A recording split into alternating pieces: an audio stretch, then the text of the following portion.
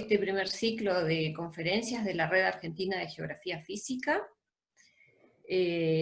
celebrando el Mes Mundial del Ambiente. Nos enfocamos en las cuestiones ambientales que nos interesan, y bueno, ya hemos transitado por cuestiones relativas a las inundaciones, al clima urbano, y hoy nos vamos un poco hacia el tema de las tecnologías aplicadas a la interpretación del ambiente. Vamos a tener hoy la presencia de Romina Solorza. Ella es licenciada en Geografía por la Universidad Nacional del Comahue y magíster en Aplicaciones Espaciales de Alerta y Respuesta Temprana a Emergencias por la Universidad Nacional de Córdoba. Desde el año 2012 trabaja en la Comisión Nacional de Actividades Espaciales, CONAE, particularmente en la Gerencia de Observación de la Tierra para la misión SAOCOM. En 2009 y 2011 fue becada por la CONAE y la Agencia Espacial Italiana para realizar estudios en institutos de investigación de ese país europeo. Se especializó en el tratamiento de imágenes satelitales de radar de apertura sintética, SAR, para aplicaciones relacionadas al estudio y monitoreo del ambiente. Entre ellas, la estimación de parámetros biofísicos, la asistencia a emergencias ambientales y aplicaciones en el campo de la criósfera y las ciencias de la Tierra. Actualmente, Romina está realizando su tesis del doctorado en ciencias geológicas utilizando técnicas de interferometría de radar en el estudio de procesos de remoción en masa en las sierras pampeanas. La vamos a escuchar. Hola, ¿qué tal? Buenas tardes a todos. Gracias, Jacqueline, por la presentación, y bueno, gracias a los miembros de la red que bueno, nos dan este espacio virtual para conectarnos entre todos, para poder dar a conocer lo que en qué cosas uno está trabajando. Bueno, así que bueno, gracias a todos, gracias Natalia, Nacho, Alicia, Graciela. Les agradezco por la convocatoria, y bueno, voy a tratar de dar mi presentación un poco, va a ocupar varios temas, por ahí es un poco más técnica de las presentaciones que se dieron antes, pero básicamente tengan en cuenta que estamos, bueno, todos desde la casa, por ahí si escuchan algún ruido de fondo, algún niño corriendo por la calle, ese tipo de cosas, sepan entender. Pero bueno, sin más, voy a pasar a compartir pantalla. Cualquier cosa, entiendo que después van a quedar preguntas, o sea, algún espacio de algún tiempito para hacer preguntas y demás, las contestaremos en la medida que se pueda. Pero bueno, les paso a compartir pantalla. ¿Se escucha bien? ¿Está todo bien el audio? A ver, el audio se escucha bien, y ahí está empezando a compartirse tu pantalla. Ya te digo si se ve bien. Perfecto, ya está. ¿Ya está? Bueno. Me trato un poco. Bueno, como les decía, mi tema es un poquito más técnico. Voy a tratar de abordar el tema, como dice la presentación, la misión SAOCOM, ¿sí? Que es una misión satelital desarrollada íntegramente en Argentina, y vamos a ver algunas aplicaciones o productos que se pueden hacer con ese tipo de datos. Yo por la charla, por la invitación que me hizo la red, bueno, le puse para aplicaciones para la geografía física, pero bueno, tiene otras connotaciones, puede ser para el medio ambiente y demás.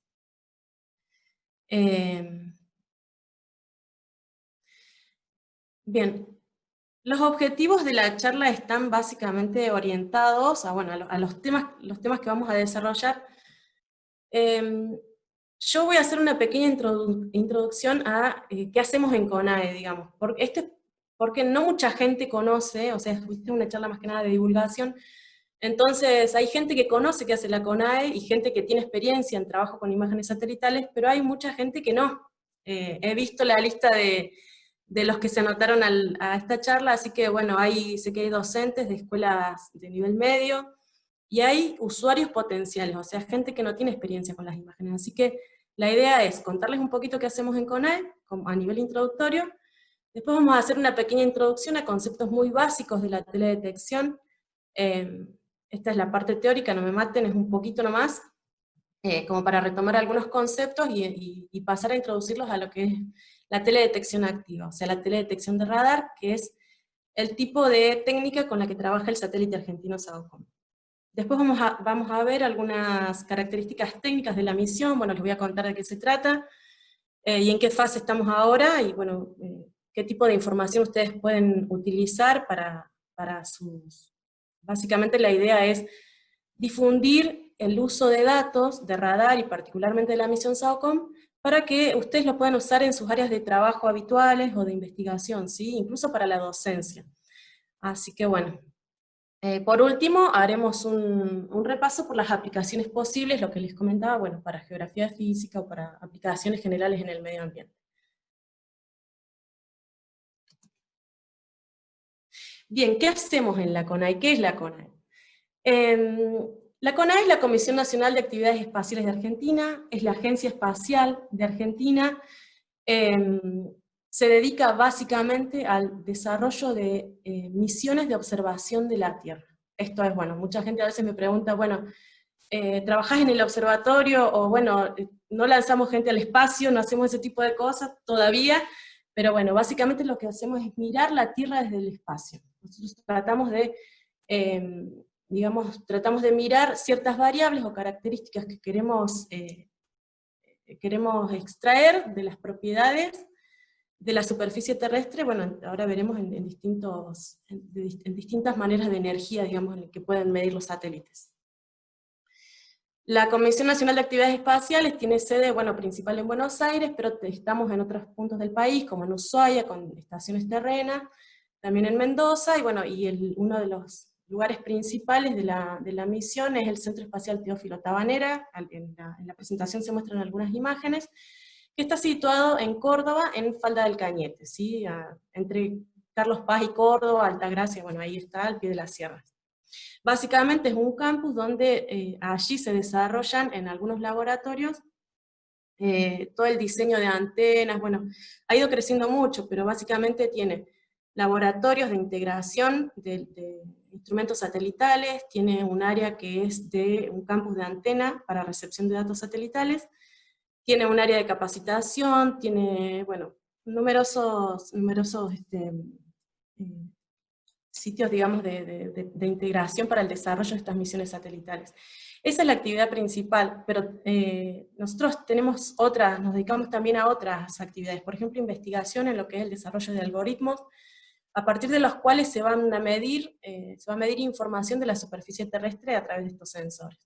Otra de las ramas importantes, por ejemplo, es que ofrecemos servicio a través de la recepción de datos utilizando estas antenas a otras agencias de misiones satelitales. Por ejemplo, se reciben datos de la NASA, de la Agencia Espacial Italiana, de la Agencia Canadiense, bueno, y otros lugares. Procesamos esos datos, también los difundimos a través de catálogos. Ustedes si entran a la página de CONAE podemos encontrar ahí muchos sitios de acceso a distintos tipos de datos, tanto óptico como de radar, de otras agencias inclusive. Las otras imágenes muestran, por ejemplo, la antena del SAOCOM desplegada en la inferior izquierda. Eso se hizo en el Laboratorio de Integración y Ensayos, que está dentro del Centro Espacial Teófilo Tabanera. Y a la derecha, el Centro de Operación de Control de la misión SAOCOM. Bueno, ahí trabajo yo, en ese edificio, y bueno, mis compañeros festejando antes del lanzamiento del SAOCOM 1A, perdón. ¿Qué más les iba a contar? Bueno, por último, hay un área de capacitación importante, hay un programa que se llama 2MP, también que depende de la CONAE, para capacitación, está orientado más que nada a docentes de escuela media. Después está el Instituto Gulich, que brinda capacitaciones a distancia y presenciales, cursos de posgrado, maestrías, bueno, yo hice la maestría ahí. Y estén atentos que ahora desde el grupo SAOCOM, donde yo trabajo, vamos a empezar a difundir cursos específicos de capacitación en teledetección SAR. Así que eso, estén atentos que en la página se va a difundir en breve. Vamos a empezar con la parte teórica, un poquito para recordar qué es la teledetección. Nosotros sabemos que esta técnica está también relacionada a lo que es el sensoramiento remoto, sensado remoto, que significa, bueno, obtener información de un objeto que a cierta distancia sin estar en contacto directo con él. O sea, bueno, desde los satélites esa técnica se llama teledetección, ¿Y qué hacemos? Nosotros miramos la Tierra, escaneándola, ¿sí?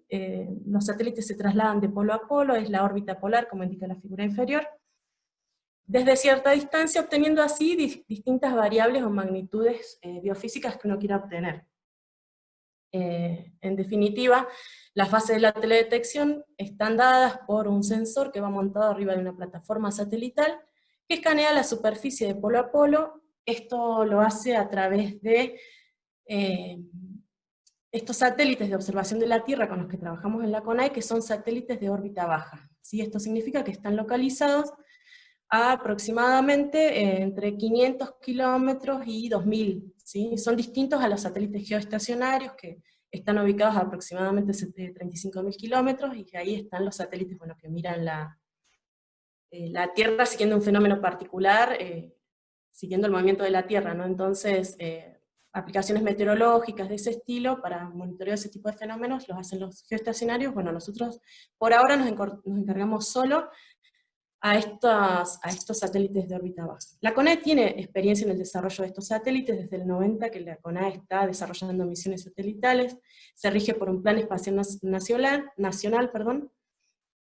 y ustedes pueden buscar información sobre esto. Ya lanzó la misión SAC-A, la serie SAC-A, SAC-B, SAC-C, SAC-D, fue la última, que estuvo en órbita en el 2011, que en un convenio con la NASA, pusieron en órbita un satélite que era un radiómetro pasivo, y bueno, tomaba imágenes de la superficie terrestre para sacar una variable regional, de dinámica regional, como es la salinidad del mar, ¿no?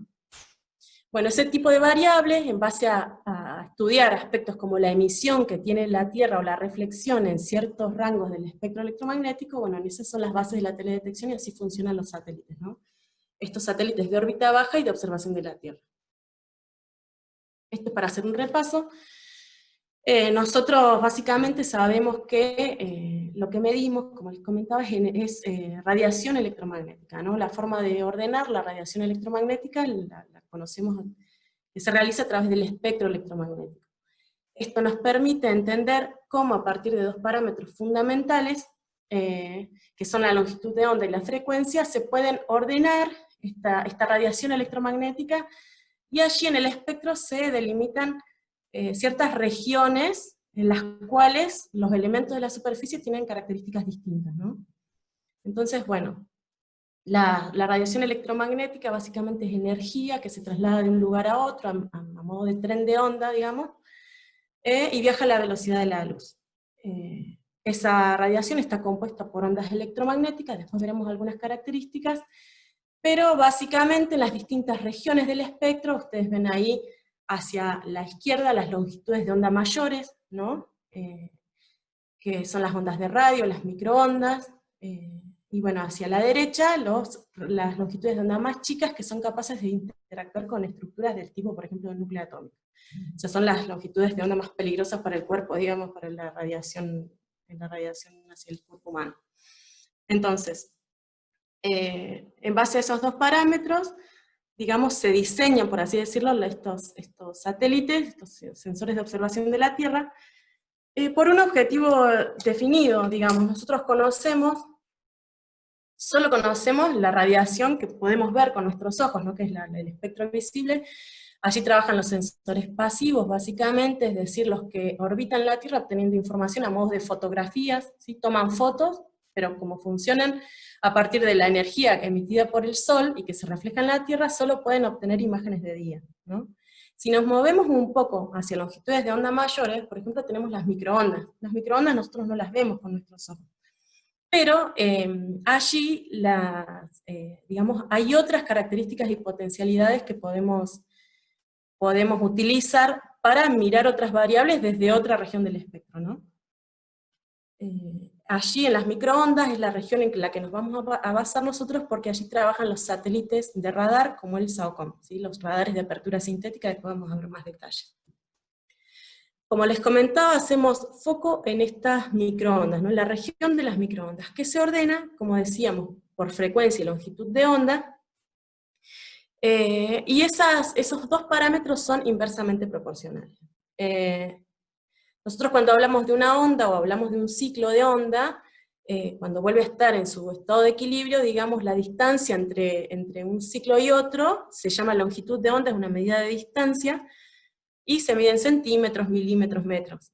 Y la frecuencia es la cantidad de ciclos por segundo. Se mide en hertz, gigahertz, bueno, megahertz. Nosotros, dentro del rango de las microondas, se han diseñado numerosas sensores de radar, que ustedes pueden ver ahí algunos ejemplos, ¿no? Las bandas más utilizadas son la banda X, que va de los 2,5 a los 3,75 centímetros. Decimos, cuando yo hago referencia a esto, quiero decir que de acuerdo a la longitud de onda, bueno, esa longitud va a tener la capacidad de interactuar con elementos aproximadamente de ese mismo tamaño en la superficie, ¿no? Entonces, bueno, después, otra de las bandas en las que se desarrollan numerosos satélites o misiones de radar es la banda C, que va de los 3,75 a los 7,5, y después tenemos la banda L, que es la banda en la que funciona SAOCOM. Dentro de las microondas, bueno, vemos que cada banda se ordena con letras. Esto nació de las aplicaciones militares, de los primeros radares, ¿no? Pero básicamente esas tres bandas son las que se utilizan para el desarrollo de misiones de observación de la Tierra. Las otras bandas, la KU, K o K, son de aplicaciones militares. La banda S se utiliza básicamente para transmitir datos de telemetría al satélite, ahora vamos a ver qué es eso. Y la banda P requiere de un desarrollo de antena muy grande, entonces, bueno, hay pocas misiones, hubieron misiones desarrolladas en banda P, pero hay pocas en la actualidad, digamos, y se espera el desarrollo de una misión nueva, la BioMass, que va a ser puesta en órbita por la ESA en breve, en los años siguientes, dentro de poco.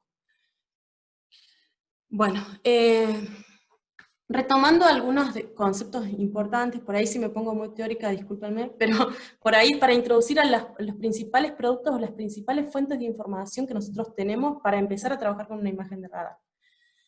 Hablamos de las ondas electromagnéticas. Bueno, ¿qué características tienen esas ondas? Ya vimos dos conceptos fundamentales, ¿no? Pero bueno, otro de los conceptos, bueno, la posición más alta con respecto a la posición de equilibrio es la cresta, y la más baja es la que se llama valle. El máximo alejamiento con respecto a la posición de equilibrio de una onda se llama amplitud de onda. Me olvidé de decirles que abajo está caracterizada como una onda electromagnética.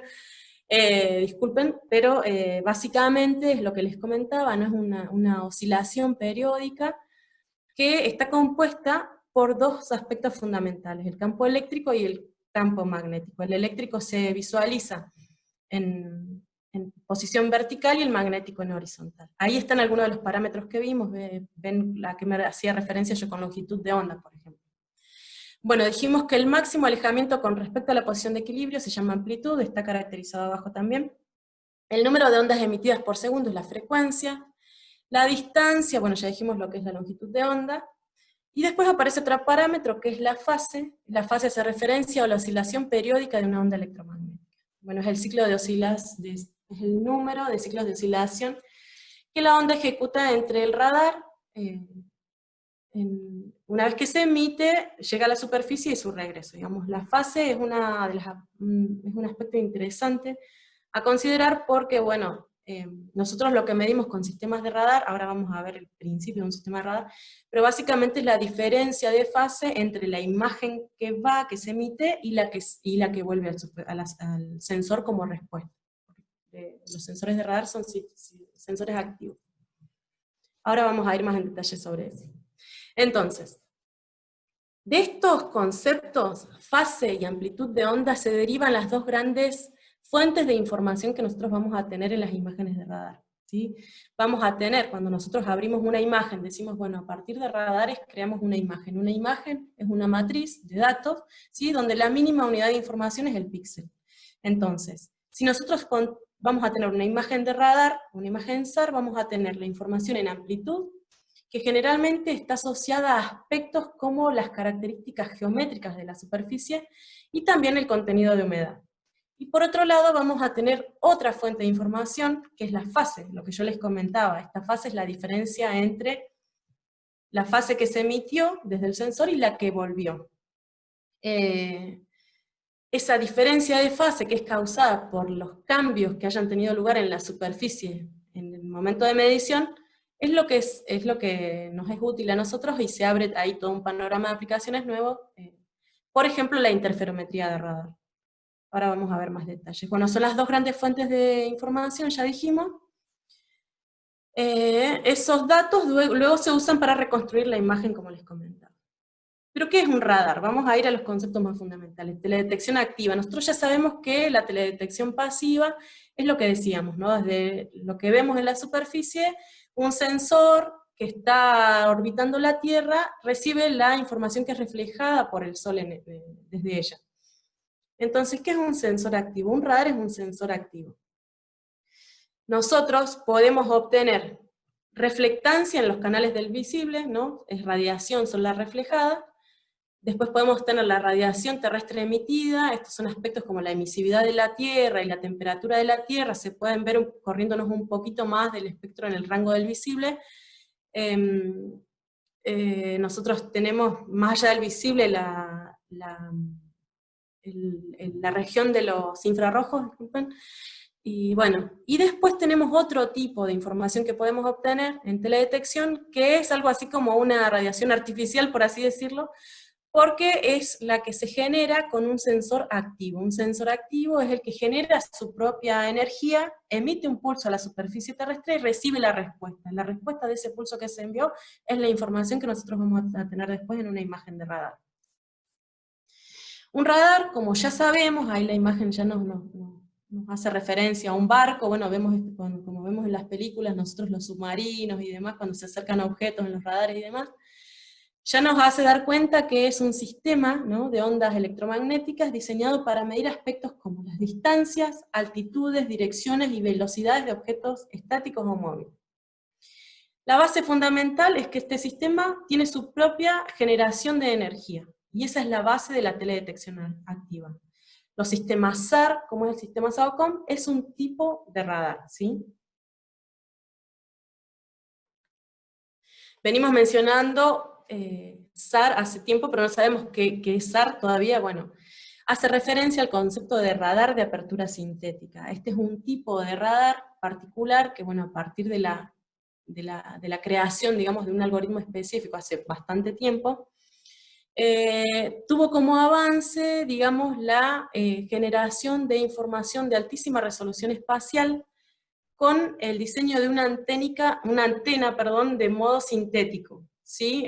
Los módulos radiantes de la antena, debido a, bueno, considera aspectos como la frecuencia Doppler en la medida que avanza el satélite y demás, genera que se puedan generar información de la superficie terrestre con antenas muy pequeñas, simulando ser antenas muy grandes, ¿sí? Esto a nivel de ingeniería fue un avance muy importante y permitió el desarrollo de estos sistemas de radar que ahora tienen un uso masivo en muchas aplicaciones. Para mí, digamos, los sistemas de radar vienen desde la época de las aplicaciones militares, pero el primer sensor de apertura sintética para aplicaciones científicas se puso en órbita en 1978. O sea, hasta hoy hay mucho hecho. Yo siempre digo que no hay excusa, o sea, para no usar radar, porque tenemos muchos datos, tenemos mucha accesibilidad a los datos de radar, y a su vez tenemos software de procesamientos gratuitos. Y bueno, así que en ese sentido los invito a los nuevos usuarios de productos satelitales que entren en esta temática, ¿no? Bueno, un SAR es ese tipo de radares con ese tipo de antena, ¿sí?, que va a bordo de una plataforma, puede ser un satélite, hay radares aerotransportados también, que ilumina la superficie terrestre a partir de la emisión de pulsos electromagnéticos, como dijimos, siempre trabajando en el rango de las microondas. El objetivo es capturar los ecos reflejados por la superficie terrestre y formar una imagen, que es nuestra principal fuente de datos, ¿no? ¿Qué diferencias tiene básicamente con un sistema óptico? El SAR, una de las tantas diferencias que tiene es que mira de costado. O sea, es decir, nosotros ya dijimos que un satélite de observación de la Tierra recorre o escanea la superficie terrestre de polo a polo, ¿sí?, en pasadas ascendentes y descendentes, y recorre la Tierra varias veces al día.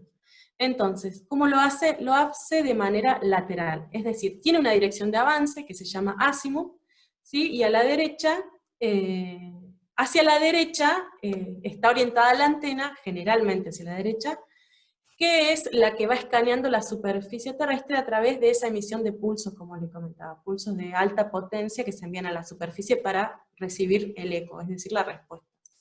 Entonces, como que la configuración ya cambia. ¿sí? No mira a Nadir el sistema de radar, entonces ya hay muchos aspectos que aparecen como diferentes, por eso es necesario entrar en esta teoría, porque para que ustedes vayan haciendo un poco más amigable el ojo a lo que es la información de las imágenes de radar, que es muy distinta a la de los sistemas ópticos. Otros parámetros que aparecen en esa configuración de adquisición lateral, bueno, es el rango cercano y el rango lejano, ¿no?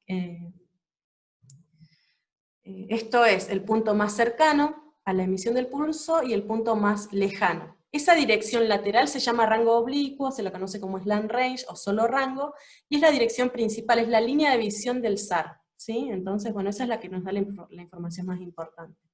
Después aparecen otros aspectos, por ejemplo, entre el rango cercano y el lejano aparece la pisada del SAR, ahí se forma la imagen, esto es para el caso del típico barrido que hace sobre la superficie del sensor. Y después aparecen otros parámetros como ángulo de incidencia, que eso es el ángulo que se forma entre el rango oblicuo y la normal a la superficie, y bueno, que va variando del rango cercano al rango lejano, eso genera un montón de cuestiones más a considerar. Después aparece el rango en tierra, que es la proyección de ese rango oblicuo hacia una superficie de referencia, ya aparecen productos, digamos, proyectados a tierra, que pueden ser cartografiables y demás. Pero un aspecto importante es por qué el radar adquiere lateral. No sé si algunos lo deben saber, porque viene en la planilla que hay algunos alumnos de algunos cursos a distancia, esto ya lo tienen claro, pero bueno, básicamente hay que tener en cuenta que un sensor pasivo mira hacia abajo, o sea, mira a Nadir, y si un radar, que es un instrumento que básicamente mide distancias, mirara a Nadir, no sería capaz de reconocer la diferencia existente entre dos objetos presentes en la superficie terrestre localizados a las mismas distancias desde el Nadir, digamos. Ahí en el ejemplo aparecen dos viviendas, ¿sí? El eco de esas dos viviendas, si miraran a Nadir el SAR, no sabríamos cómo reconocerlo, o sea, de dónde provino el eco de cada una de ellas. Pero si mira de forma lateral, somos capaces de reconocer esas dos viviendas porque las distancias a las que vuelve el eco son distintas. Entonces sí podemos reconocer esos dos elementos. Esto es un aspecto fundamental de los radares, ¿no? Este tipo de teledetección. Pero ¿qué mide? ¿Qué mide? Disculpen. ¿Se escucha bien? ¿Vamos bien por ahí? Sí, perfecto, Romina, se escucha perfecto. Bueno, ¿qué mide un sistema SAR? Bueno, ya dijimos que es un sistema activo. En realidad, como envía pulsos de alta potencia, lo que estamos midiendo, cuando yo les hacía referencia a la amplitud, es la intensidad, o sea, energía que se emitió desde un sensor, interactuó con la superficie terrestre y vuelve atenuada, ¿no? Medimos potencia, o intensidad, o amplitud, bueno, eso son, en cierta manera, usados como sinónimos, porque uno es el cuadrado de la otra, o una es la raíz cuadrada de la otra y demás. No importa, es un detalle, pero sí mide potencia.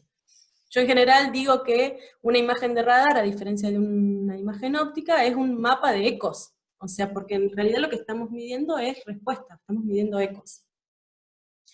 Bueno, esa intensidad, o sea, cuán potente es la respuesta de lo que vuelve, depende de las características del sensor en cuanto a potencia, ¿no?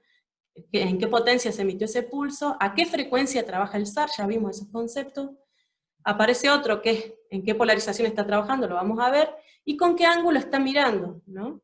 Esas son características relativas al sensor. Pero también depende de las características que hay en tierra, que son las que dan la respuesta. Eso depende de la extensión areal, bueno, cómo es la superficie, cómo son las características geométricas, la forma, fíjense cómo es la respuesta en los grafiquitos de abajo, cómo se ve, y las propiedades dieléctricas. Esto hace relación al contenido de humedad de los objetos. Esos son dos parámetros fundamentales que, bueno, vamos a retomar ahora.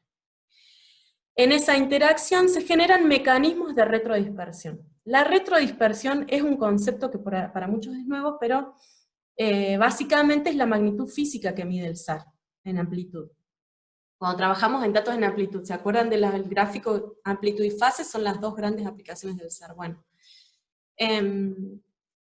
se generan estos mecanismos de retrodispersión que tienen lugar entre la onda electromagnética enviada por el sensor y la superficie terrestre. Dependen de todo lo que yo les decía recién, aspectos referidos al SAR y aspectos referidos a lo que hay en tierra.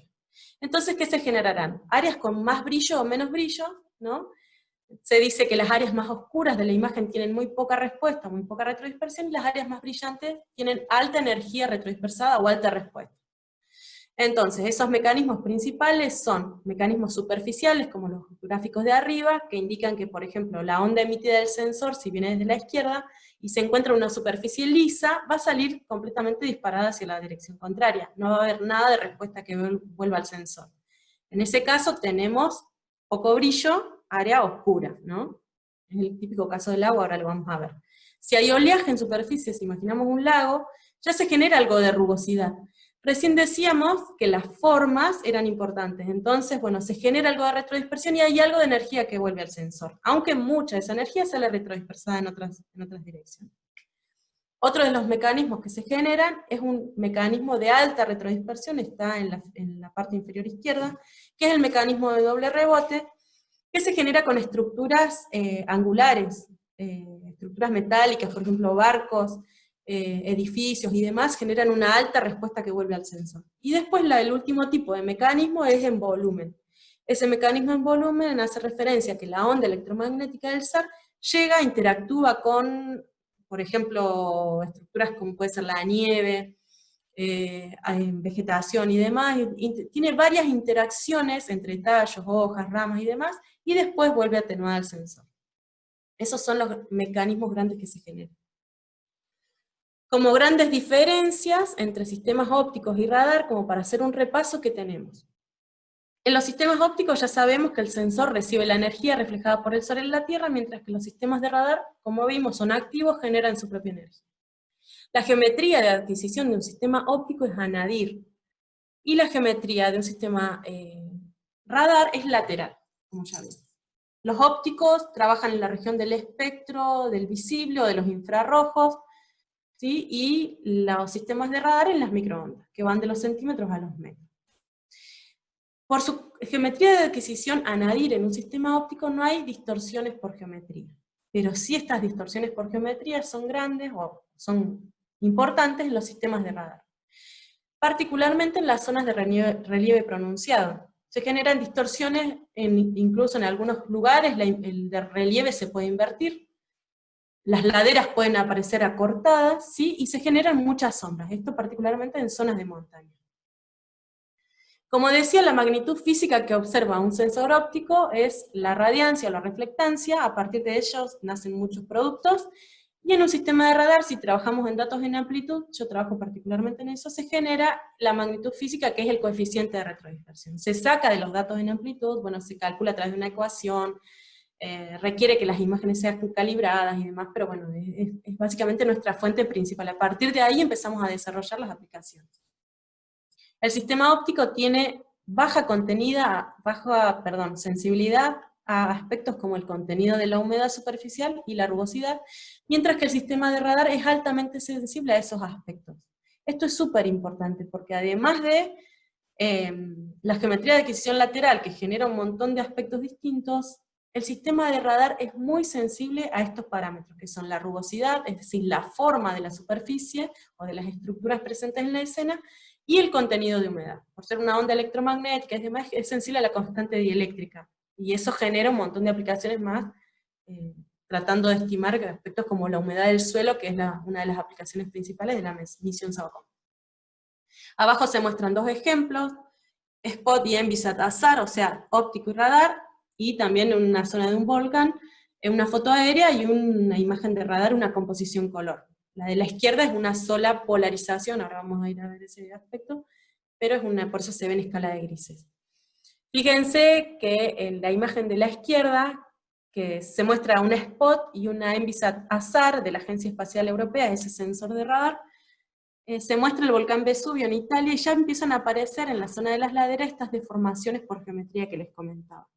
No se asusten, esas deformaciones se pueden corregir utilizando una pasada distinta. Por ejemplo, el satélite puede estar adquiriendo en pasada ascendente, tenemos una pasada descendente sobre la misma zona, algún ajuste podemos hacer, y también utilizando un modelo de elevación digital. Esas cuestiones se pueden corregir. Y bueno, en la imagen de la derecha se muestra me gustó este ejemplo porque muestra una foto aérea donde se ve la erupción de un volcán en Rusia, de un nombre difícil, no me acuerdo ahora, pero básicamente muestra una nube, la nube de la emisión de cenizas, digamos, del volcán, que esa nube en la imagen de radar no se aprecia. Es importante esto porque las microondas, o sea, trabajar en las microondas hace que de cierta manera la atmósfera sea transparente, ¿sí? Bueno, y eso lo vamos a ver. Es un aspecto importante que hace que sea muy útil el tipo de aplicaciones de radar para este tipo de fenómenos donde hay cobertura nubosa, que sí es un problema en los sistemas ópticos, ¿no? Entonces, bueno, también en esa imagen, en composición color del volcán, aparecen estas deformaciones por geometría, que les comentaba. Ay, no sé cuánto llevo, pero bueno, voy a tratar de acelerar. Básicamente, esta imagen les muestra un sensor óptico versus una imagen de radar. La de la izquierda es una imagen Sentinel-2, de este satélite del Plan Copérnicus de la Agencia Espacial Europea, que trabaja en banda C. Es una composición color, en color real, y la de la derecha es una sola polarización, en este caso la HB, que se muestra como en escala de grises. Básicamente, como para ya ir mencionándoles un poco lo que es el término polarización, esto hace referencia a la orientación del campo eléctrico que tiene la onda electromagnética, que puede ser vertical o horizontal, ¿sí? A partir de esto se generan numerosas aplicaciones y una rama grande de trabajo de la detección SAR, que es la polarimetría SAR. Es decir, muchos sensores trabajan con una sola polarización, es decir, pueden enviar la onda electromagnética en una orientación horizontal o vertical y recibir en horizontal o vertical. O si es full polarimétrico, es decir, que pueden tener las 4 polarizaciones posibles, se dice que el sensor es full polarimétrico y bueno, tiene el potencial de, a través de la generación de una matriz de polarización, obtener numerosa información de esta interacción entre la onda y la superficie, ¿no? Y estos mecanismos de retrodispersión que yo les comentaba. SAOCOM es full polarimétrico, así que tiene el potencial de obtener información sobre las estructuras y la forma de los objetos, que es muy importante. Eso es una rama grande que no todos los satélites trabajan, digamos, y SAOCOM la tiene. Para mostrarles algunas diferencias y que ustedes puedan ir acostumbrando el ojo a lo que se puede ver con imágenes de radar, vamos a empezar a mostrar. Les voy a mostrar algún ejemplo de algunas zonas. Por ejemplo, esta imagen fue adquirida en el mismo momento, prácticamente en el mismo momento, pero bueno, se muestra un sector en la imagen de radar que aparece brillante. Vieron que decíamos que hablábamos de brillo, de qué es, si la respuesta es alta o baja, ¿no? De lo que vuelve al sensor. Eso en la imagen óptica no se ve. Bueno, acá se ve el brillo. El brillo en las imágenes de radar, en amplitud, en una imagen simple, en una polarización simple, está asociado al mayor contenido de humedad en el suelo, o en ese sector que puede estar cubierto con vegetación, no, capaz que no es suelo desnudo, pero sí ese brillo así nos está dando información de que ahí el contenido de humedad es mayor, o hay algo de contenido de humedad que no lo puedo ver con una imagen óptica.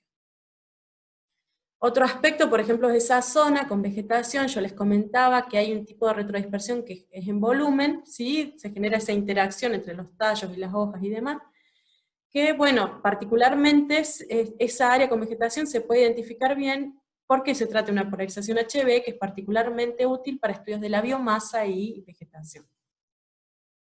Otro de los aspectos, como decíamos, cuando hay una zona sin rugosidad, la respuesta sale, digamos, direccionada en una dirección contraria, entonces no vuelve nada de respuesta al radar. Este es el caso del asfalto, por ejemplo. Ahí se ve un sector de la autopista, el asfalto se ve negro, ¿no? Esto nos da una idea de qué tipo de formas o estructuras hay ahí abajo.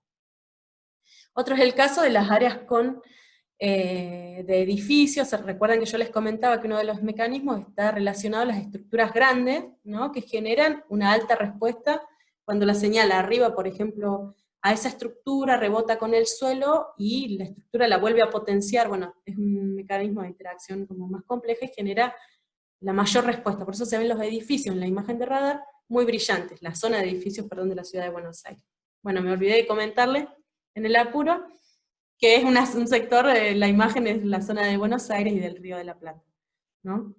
Bueno, el otro aspecto a considerar, bueno, estos puntos brillantes que aparecen en la imagen de radar y que no se ven en el óptico, o se ven si hacemos zoom, pero básicamente se ven como puntos brillantes la imagen de radar porque son estructuras metálicas o estructuras que generan alta retrodispersión, o sea, alta respuesta o alto brillo. Son barcos, ¿no? En el Río de la Plata.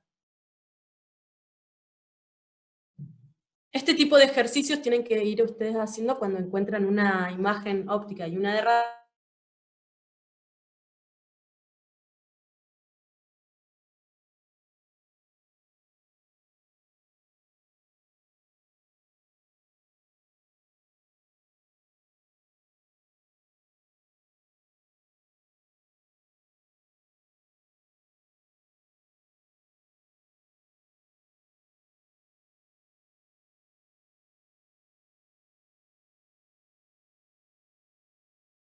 Mucho potencial en ese caso, ¿no? En la resolución espacial, debido a la emisión del pulso de alta potencia que se envía.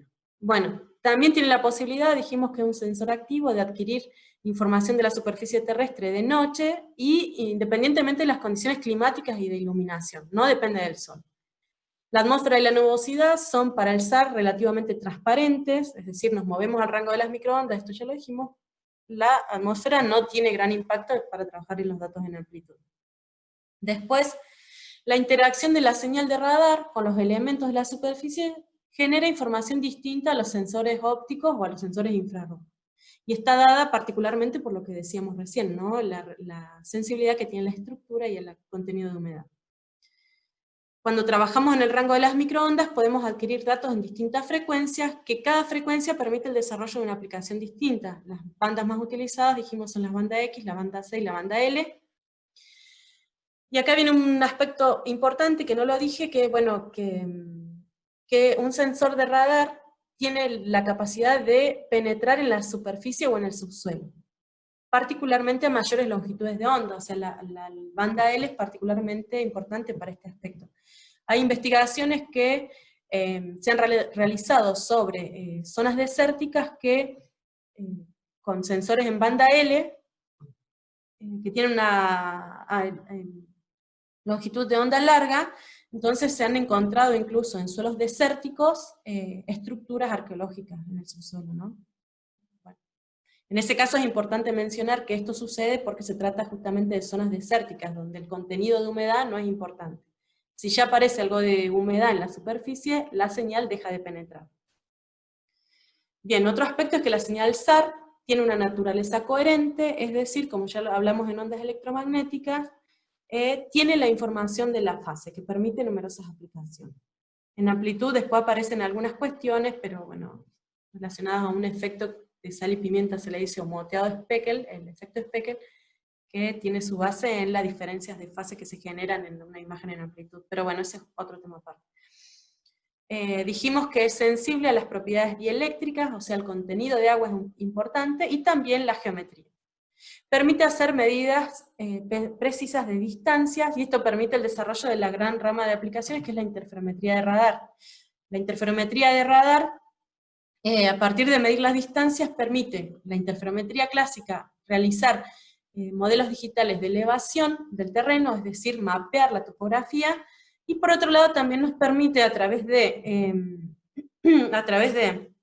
la adquisición de imágenes en dos fechas distintas, pero descontando la topografía, nos permite identificar cambios que hayan tenido lugar entre esas dos fechas, dos o más fechas. Eso es la interferometría SAR diferencial, particularmente útil para el estudio de subsidencia, terremotos, etc.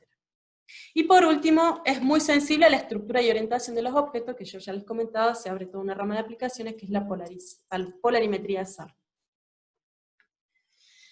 La sensibilidad de las distintas longitudes de onda en la interacción con la superficie define los campos de aplicaciones principales de la teledetección SAR. Lo que primero se considera es en qué banda trabaja cada sistema de radar. En las imágenes vemos, disculpen, en las imágenes vemos tres adquisiciones hechas con tres bandas distintas, banda X, banda C y banda L, sobre campos, esto es en Alemania, ¿sí? Y en una sola polarización, HB, por eso se ve en tonalidades de grises. Estas polarizaciones terminan siendo las bandas que nosotros después incorporamos, por ejemplo, a una composición color. Eso es un uso que se le da a las polarizaciones. y se ven distintos aspectos. La banda X es particularmente útil para identificar ahí la estructura de los campos, ¿no? Pero básicamente, como les decía, las primeras bandas, las KA, K o KU, como muestra la tabla, se utilizan poco en radar, pero sí la banda X, por ejemplo, permite realizar imágenes de alta resolución, es particularmente útil para aspectos urbanos, aspectos de la nieve, pero tiene limitaciones en las aplicaciones que implican a la vegetación o la biomasa, ya que la señal suele interactuar con la canopia o el dosel de los árboles, entonces no puede penetrar demasiado por la baja longitud de onda a la que trabaja, ¿no? Después la señal SAR, la banda C es una frecuencia más utilizada en numerosas aplicaciones, ¿sí? El Sentinel de la ESA, de la Agencia Espacial Europea, trabaja en banda C y realiza el monitoreo global de numerosos aspectos, tratando de hacer cartografía global, detección de cambios entre fechas, monitoreo de áreas con vegetación, y bueno, también es muy utilizada en aplicaciones marinas como detección de hielo, detección de barcos, detección de derrames de petróleo, etc. La banda S se usa para transmitir telemetría, y la banda L es un SAR de media resolución. En esta banda trabaja el SAOCOM, pero lo importante de la banda L es mencionar que permite la penetración en la superficie, ¿no? De ahí que el producto de humedad del suelo es el principal de la misión SAOCOM.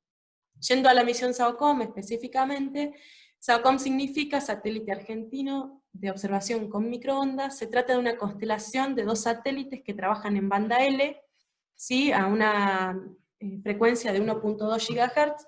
¿Sí? El primero fue lanzado, puesto en órbita el 7 de octubre del 2018 desde la base aérea de Vandenberg. Fue ensamblado, como les decía, en el Centro Espacial Teófilo Tabanera, en el Laboratorio de Integración y Ensayos. Ahí se muestra la antena desplegada con las mantas térmicas. Luego fue trasladado a INVAP. Desde ahí ya fue la antena toda plegada para disponerlo en el Antonov, que lo trasladó hasta la base aérea, donde se muestra ahí en la imagen 4, que ya fue desde donde fue lanzado. El SAOCOM 1B ya se encuentra en Estados Unidos, pero bueno, el lanzamiento tuvo que ser pospuesto por estas cuestiones logísticas que nos trajo la pandemia, pero ya está allá, y en cualquier momento estén atentos, se va a lanzar desde Cabo Cañaveral esta vez. La misión SAOCOM orbita a 600 kilómetros de altitud de la Tierra, recorre cada satélite 16 días, es decir, hace una revisita sobre la misma zona, con la misma geometría de adquisición, cada 16 días. Una vez que los dos estén operativos, esa revisita va a ser cada 8 días. Como decíamos, permitirá tener datos de día, de noche, etcétera, con el cielo nublado. Esto es particularmente útil para aspectos, por ejemplo, en el caso de una inundación y las emergencias ambientales. Por ejemplo, sabemos que un frente frío se estaciona sobre una ciudad o una localidad, llueve durante días, y tenemos la nube estacionada ahí arriba. No podemos obtener datos. Bueno, con radar podemos penetrar esa capa de nube y obtener información de la superficie en ese momento. El radar consta de 3 áreas fundamentales, o 3 elementos, que son los paneles solares, a partir de los cuales carga energía para emitir esos pulsos de alta potencia. ¿Sí? A partir de esos paneles se cargan las baterías y se pueden emitir los pulsos hacia la superficie terrestre. El otro gran elemento es la plataforma de servicio, que contiene dispositivos GPS, los comandos necesarios para realizar telemetría, esto es decir, realizar una medición del estado de salud del satélite todo el tiempo, se hace desde el centro de operación de la misión, y también se encuentran allí los dispositivos necesarios para que se envíen telecomandos desde tierra. Estos telecomandos le dicen al satélite, bueno, hay que adquirir de esta manera, en qué lugar, en qué momento, con qué modo, con qué ángulo, etc. Y el elemento principal es el sensor, que es la antena de radar de apertura sintética, que tiene 35 metros cuadrados, y que contiene los módulos radiantes a partir de los cuales se envían los pulsos a tierra, ¿no? ¿Qué características particulares tienen? Bueno, nosotros, uno de los aspectos para caracterizar esto son los modos de adquisición.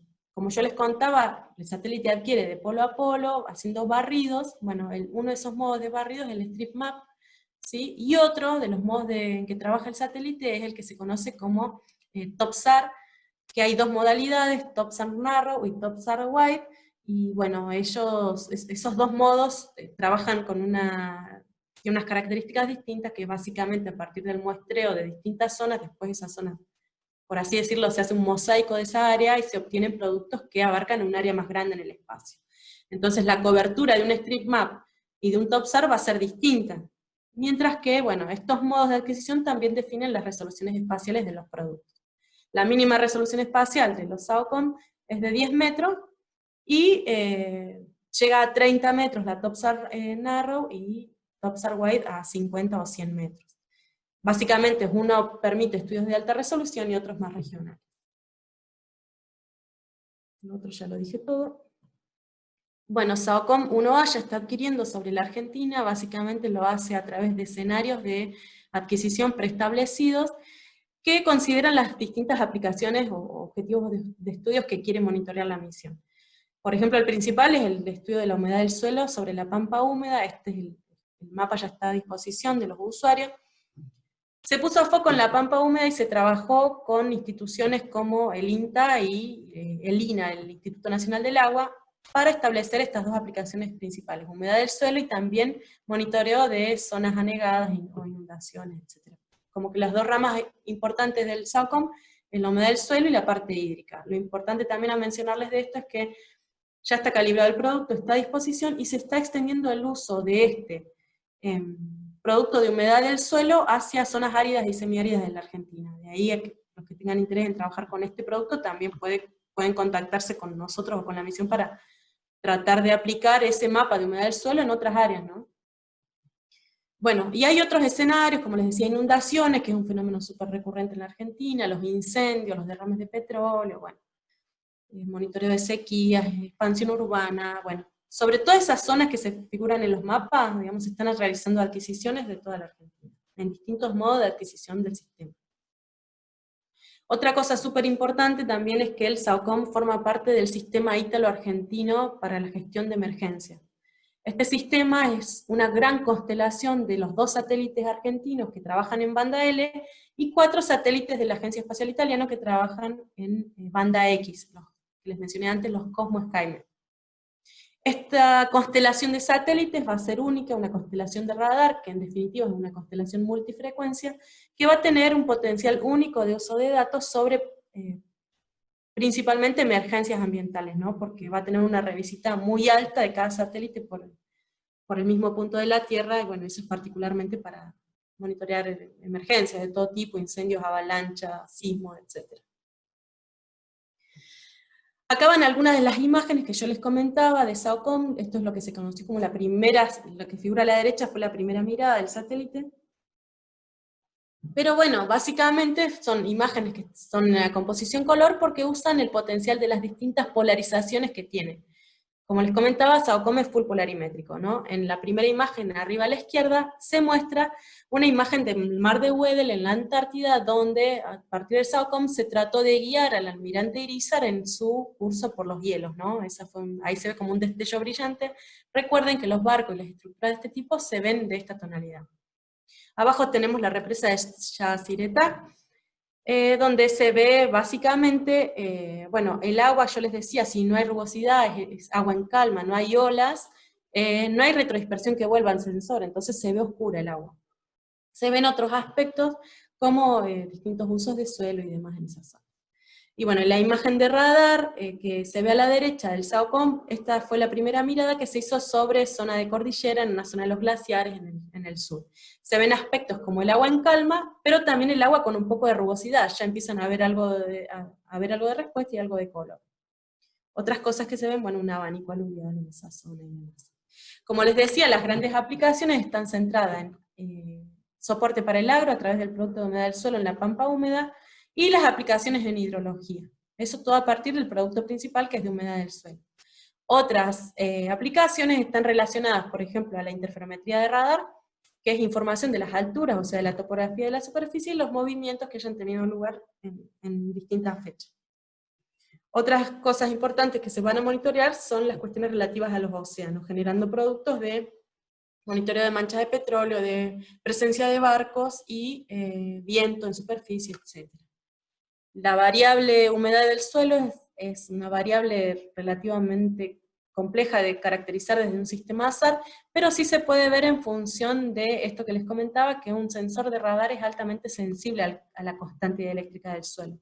Entonces, ¿qué requiere? Que uno pueda caracterizar bien todo lo que hay en la superficie. Bueno, para eso la misión SAOCOM dispuso de una red de validación, una red telemétrica de sensores de humedad en toda la pampa húmeda para validar ese producto de humedad del suelo que hoy se saca sobre la pampa húmeda, se muestra a la derecha, y bueno, es un mapa que se hace, que ya está disponible en el portal de CONAE, ya lo pueden visitar, es el mapa diario que se carga en ese portal.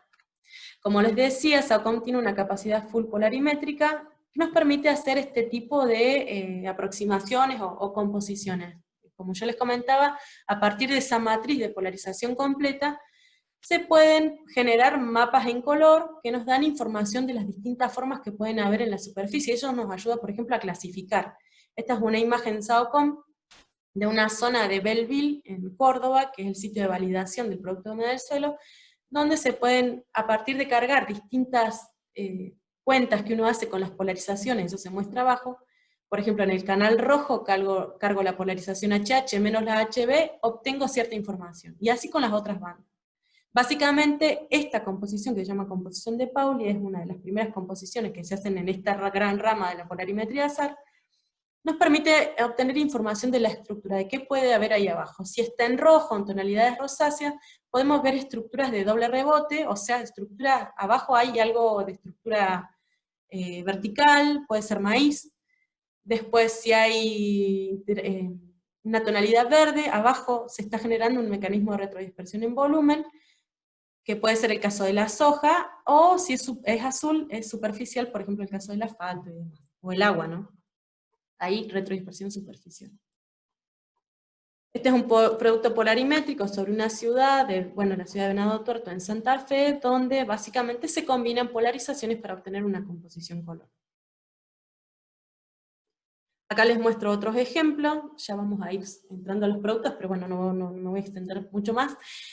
Básicamente, combinando las polarizaciones, obtenemos información de este tipo. Esta es una imagen TopSAR de SAOCOM, fíjense que es una imagen ya más a nivel regional, donde se ve con alto brillo toda la estructura de edificios y casas y demás que hay en Córdoba. Se ve a la izquierda el lago San Roque, y bueno, distintos tipos de cultivos y demás, combinando polarización. Esta es una zona de Villa Dolores, donde se ven aspectos relacionados a los cultivos de esa zona, los riegos pivotantes y demás. Otra composición distinta, utilizando las mismas polarizaciones sobre la misma zona, y acá otra polarización también, donde se ve, bueno, en violeta, y ustedes pueden ver todo lo que es el granito de la pampa de Achala, ¿no?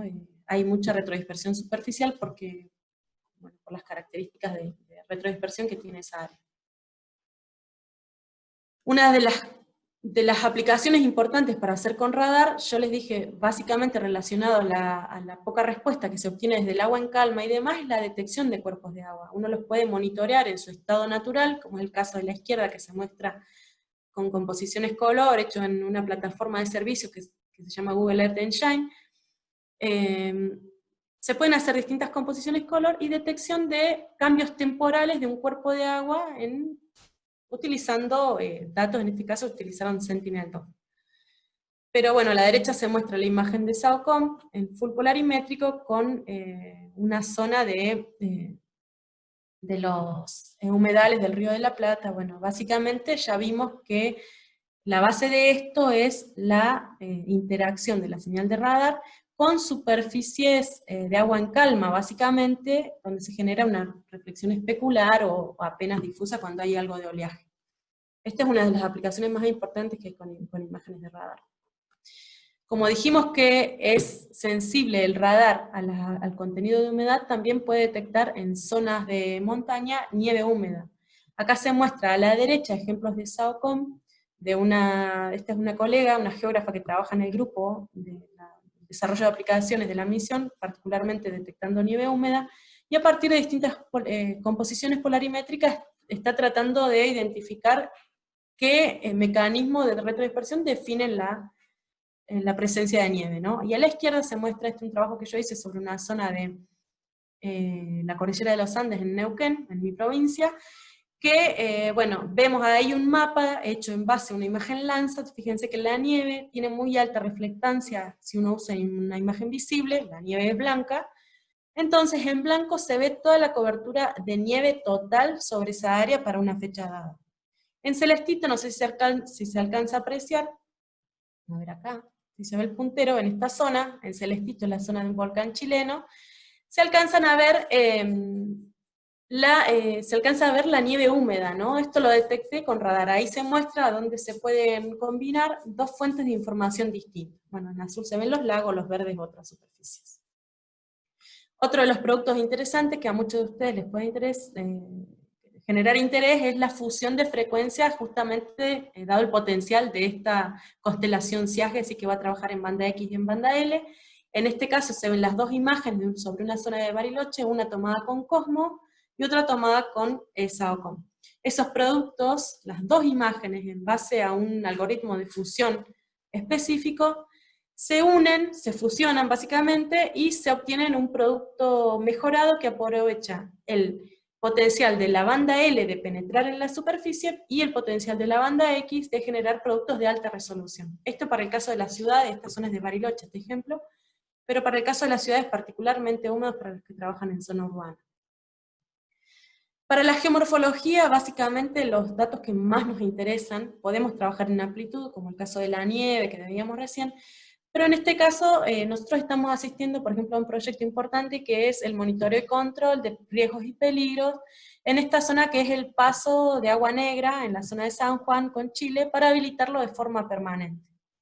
Entonces, ¿qué hacemos? Asistimos con adquisiciones de imágenes SAOCOM sobre esa zona, y además de estudiar las características de la nieve, por ejemplo, o la parte hídrica, nosotros generamos con interferometría de radar modelos digitales de elevación que son la base para aspectos como, lo muestro adelante, la geomorfometría, ¿sí? Que es decir, bueno, nuestro modelo digital de elevación es la base, y a partir de ello realizamos cuentas, distintas operaciones sobre el DEM, obtenemos información primaria, como puede ser mapas de pendientes, mapas de orientación de laderas y demás, pero después haciendo cálculos un poquito más avanzados, tenemos otros factores como la orientación de las...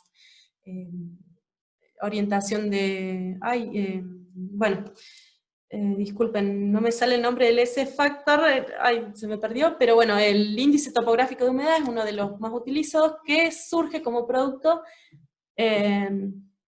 desde el modelo digital de elevación, ¿no? Que hace referencia a zonas de acumulación donde hay baja pendiente, se acumula el agua y demás. Todos estos aspectos utilizan como base el modelo digital de elevación hecho por SAOCOM. En este caso se aprecia ese índice para un trabajo que estamos realizando de análisis de algunos aspectos de la cuenca del río Neuquén, donde se pueden ver esos aspectos, ¿no? Otro proyecto al que estamos asistiendo es en el análisis o detección de procesos de remoción en masa en la provincia de Jujuy, particularmente utilizamos como zona de muestreo la zona que fue afectada por deslizamientos, más que nada aluvional, en la zona de la localidad de Volcán, que aparece acá, está la localidad de Volcán, y toda esta es la zona de entrada de la quebrada de Humahuaca, ¿no? Por el Río Grande y demás. Entonces nosotros lo que hacemos es tratar de identificar zonas de riesgo, ¿sí? Esos puntos que se ven como estrellas son zonas o puntos donde se detectan movimientos de laderas. O sea, imaginen la magnitud o el dinamismo que tiene esa área para ese tipo de fenómenos. Lo que se observa como un enrejado negro es una zona que nos llama mucho la atención porque tiene todo el aspecto de ser algo así como un mega deslizamiento, que son deslizamientos de gran volúmenes de material que, por ejemplo, se ven, es lo que yo estudio en el doctorado, que es los megadeslizamientos que tuvieron lugar en Córdoba. Se aplican técnicas geomorfométricas, pero también se miden con interferometría de radar. Recuerden ustedes que otra de las ramas de la interferometría de radar es la interferometría SAR diferencial. Yo resto la topografía y comparo la diferencia que hay entre dos o más fechas. Pueden ser dos fechas o puede ser el muestreo de una variable, por ejemplo los deslizamientos, en distintas fechas, por ejemplo una toma al mes. Entonces yo hago interferometría multitemporal con distintos algoritmos y demás. Acá se muestran algunos ejemplos de, a partir de un DEM se sacó información de deslizamientos que están teniendo lugar en una zona cercana bueno, como se muestra ahí, en las Rabonas, en la zona cercana al Champaquí, en Córdoba, en la ladera del Champaquí, donde hubo un mega deslizamiento, y donde están teniendo lugar deslizamientos en la actualidad, como avalanchas de roca y demás. Abajo a la derecha se muestra uno de los ejemplos de avalanchas de roca, que están teniendo lugar en una ladera, que eso se procesa en una plataforma de servicios de grandes volúmenes de datos. Se pueden medir con interferometría de radar multitemporal movimientos de centímetros e incluso de milímetros. De ahí el potencial de la técnica, ¿no?, de interferometría multitemporal. En este caso se muestra, ya estoy por terminar, un ejemplo sobre el Cerro Uritorco, una de las laderas. Si ustedes observan en una imagen Google, como se muestra acá está Capilla del Monte.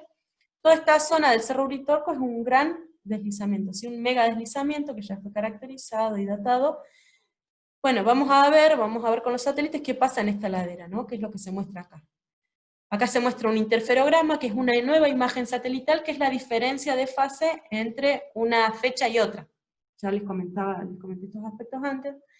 Y bueno, se pueden medir, se puede ver donde hay un patrón uniforme, algo así como curvas de nivel o diferencias en centímetros o metros que tuvieron lugar entre este interferograma, una diferencia de un año. Ahí se alcanzó a medir que hay 3 centímetros aproximadamente de movimientos en la superficie, en esa ladera del Uritorco, en las fechas que figuran ahí, entre enero del 2018 y enero del 2019.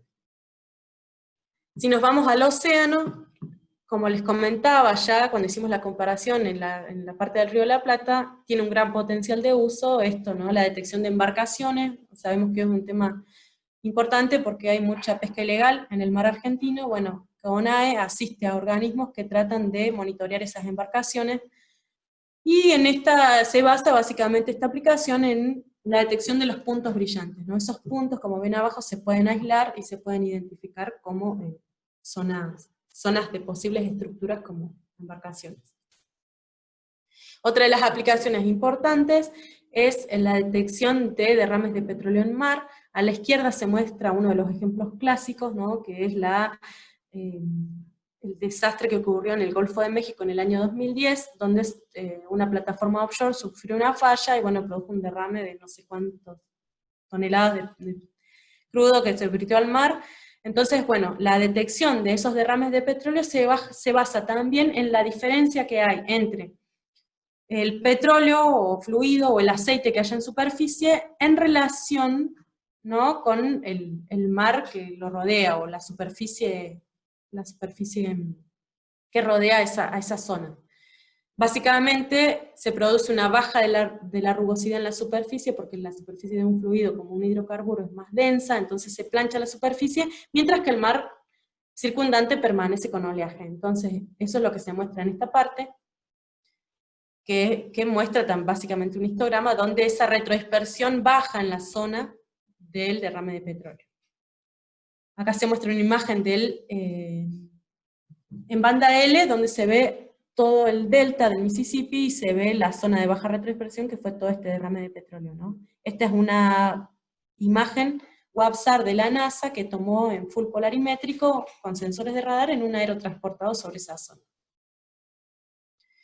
Y creo que ya para terminar, bueno, la CONAE está realizando monitoreo sobre zonas costeras en áreas que representan riesgo por las actividades relacionadas a los hidrocarburos que allí se producen. Esas zonas de monitoreo recurrente en base a imágenes Cosmo, SkyMet y SAOCOM son Buenos Aires, Mar del Plata, Bahía Blanca, la Península Valdés, el Golfo San Jorge, Magallanes, el Banco Burgund, que está ahí al sur de Malvinas, y Yaganes, que está al sur del país, que son zonas de alto potencial ecológico y demás que requiere que se monitoreen, ¿no? Lo que se hace es a través de un algoritmo específico, esas zonas de baja retrodispersión, restando el efecto del viento, que se puede ver en esta parte, ¿no?, de las zonas de remanso, de reparo del continente.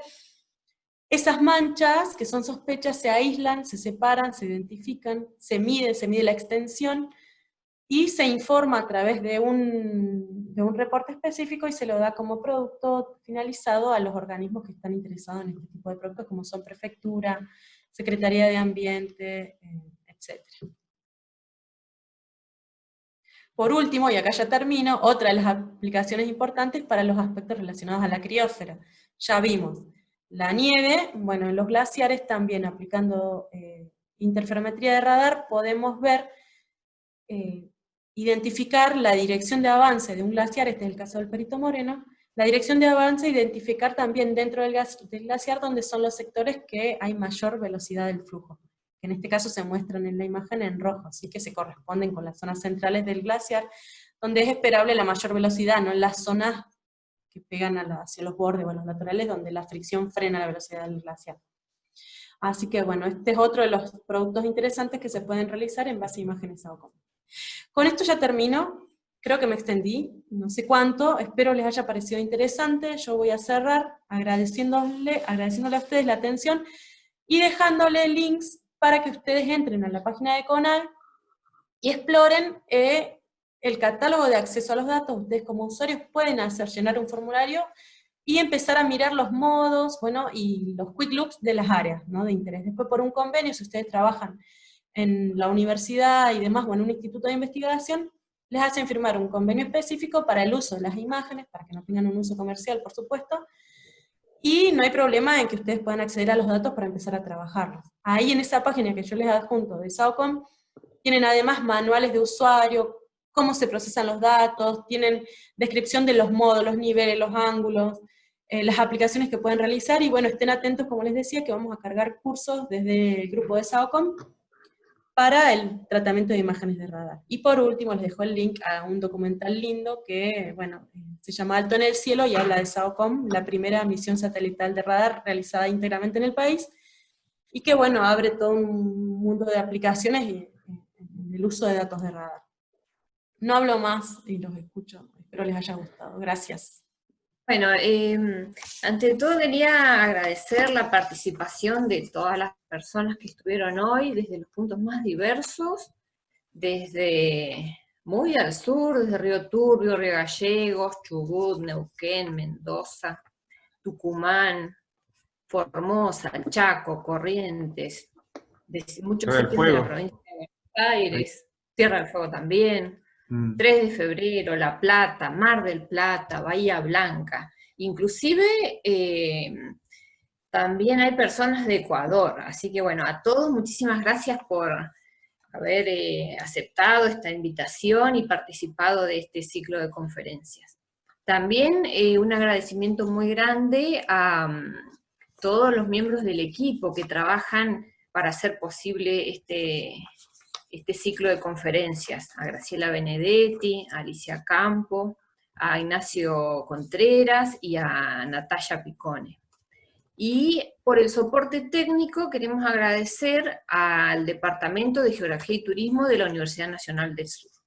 Así que bueno, a todos muchísimas gracias. Y a las personas que se han sumado hoy, que por ahí no estuvieron en los encuentros anteriores, los invitamos a visitar el sitio web de la Red Argentina de Geografía Física. Graciela escribió en el chat cómo ingresar. Tienen que escribir todas las palabras completas. Red Argentina de Geografía Física, y podrán visitar el sitio.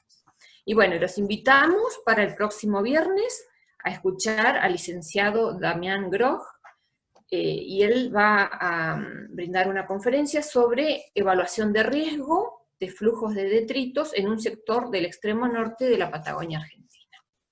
Así que bueno, hasta la semana que viene. Buenas noches. Buenas noches.